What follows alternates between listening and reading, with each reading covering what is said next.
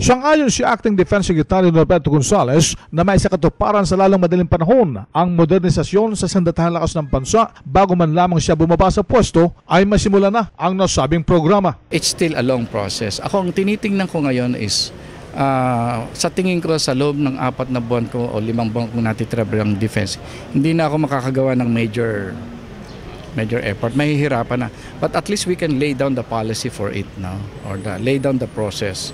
Ang isa sa mga pinaka-importanting dapat tingnan natin ay yung government-to-government transaction. Kasi pag government-to-government, dahil mga gobyerno nag-uusap, less ang corruption at less as suspicion of corruption. Sinabi pa ni Gonzales na kung government-to-government transaction ay wala ng bidding process pa. Very important. Number 2, in a government-to-government, normally wala ng bidding process yan.